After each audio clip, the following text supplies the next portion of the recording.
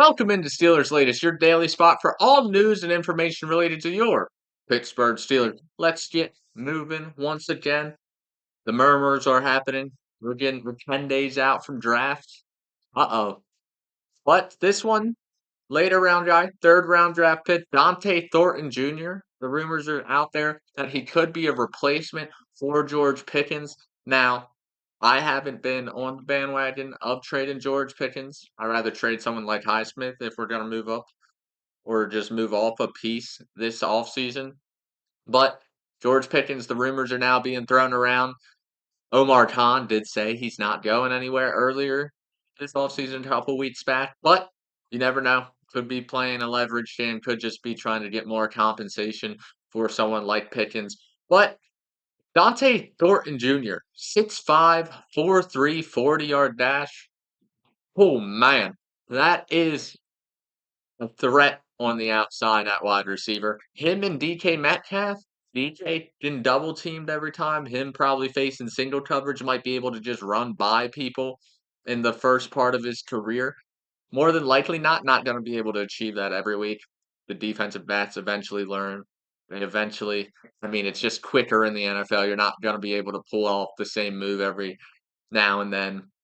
But the route tree on him is a little lackluster. So we might have to get used to kind of that Torrey Smith for the Ravens. And when he first came out of the draft, out of college, he was just a vertical line threat. It worked out very well for them. I could see it working out very well for us. It does open up the possibility of a trade up in the first round. And I actually want to talk about that a little bit because if Pickens is someone we're willing to move off of because we have a plan on drafting Thornton later on in the draft,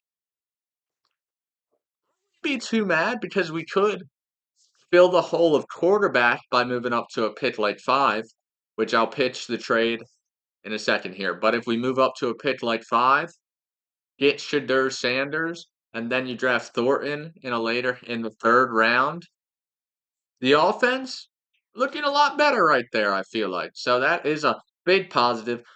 This trade would be with the Jacksonville Jaguars. It would just be for their 5th overall pick. I recommend this is my trade. George Pickens, the 21st overall pick this year.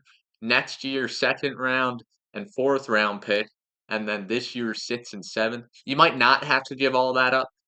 That's just my most reasonable I could steam up in my brain. I'm not a GM for a reason, so don't hate me for maybe giving too much to Jacksonville or too little to Jacksonville. That's just my idea. I think that trade feels pretty even for everyone. Jacksonville still has a first round pick. They get a first round or second round talent player in George Pickens. So I like that deal.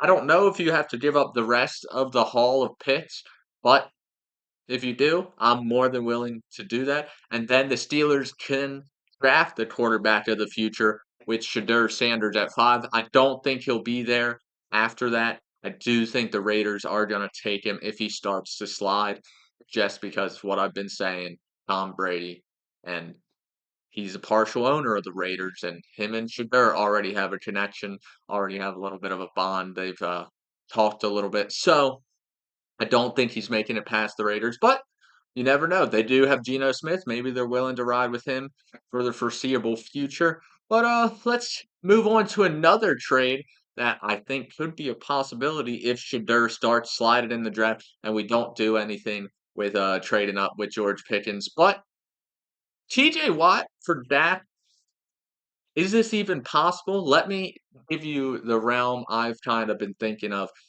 how this trade could possibly happen. Shadur starts sliding. The Cowboys are picking at number 12. Deion Sanders already kind of has a relationship with Jerry Jones and the Cowboys. He played there. He played with under Jerry and Jimmy Johnson in his career. So that there's a connection, a little bit of family ties to Dallas for Shadur. And then Dak really hasn't elevated them to the playoff success, so maybe they're finally willing to get over Dak Prescott, and then you could go 1 for 1 if Shadur is still there, get a trade through PJ for Dak Prescott. if we're not going to re-sign TJ. I think that does fill the hole at quarterback, but does that overall make our team better? I don't really think so. I'd avoid this at all costs, honestly, but I do see the rumors floating around right now, so I'm kind of just pontificating over how this could go down and what's the best case scenario for it to go down. And I think I kind of threw that up in my head a little bit. And I think this could be a possible scenario that we do see on draft day happening. But we'll all have to wait and find out. Once again, this will only benefit the offensive side of the ball. I think our defense goes to a bottom 10 defense without TJ Watt, which is not what we want in Pittsburgh. Defense is what we do in the Bird. So let's keep the defensive player of the year.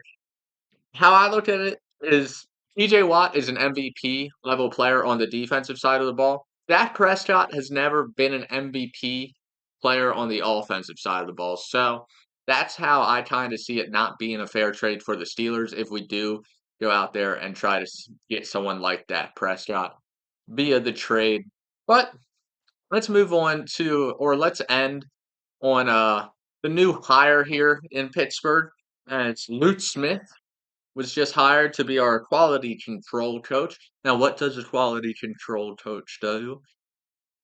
I was wondering the same thing when I first read quality control coach, but they're basically just game prep and analysis. And he's been a Pittsburgh guy his whole life. He's had 8 seasons, Duquesne. So pretty much a experienced coach at this point. His uncle already coaches for the team, Danny Smith. We love Danny Smith. He's the best person they always cut to on the sideline. It seems like every Steelers game you get at least one or two Danny Smith clips of him either chewing his big ass wad of gum or another substance. We don't really know. We don't really know. I think it's gum though. But if Lute Smith can be as good as Danny Smith is as a special teams coach, being the quality control guy, prepping and analyzing like Danny Smith does with the special team side of the ball, this will only benefit the team because Danny Smith really is one of the better special team coaches out there in the league right now. He always has wild rushes on the punt team and field goals. I think we probably lead the league in block kicks over the past like 5 years because of Danny Smith. So if Luke Smith can be half as talented as Danny is and do his job well, then I think this is only a benefit to the team here. But that has been our episode of Steelers Latest. I've been Cole Dennis, and I will see you tomorrow.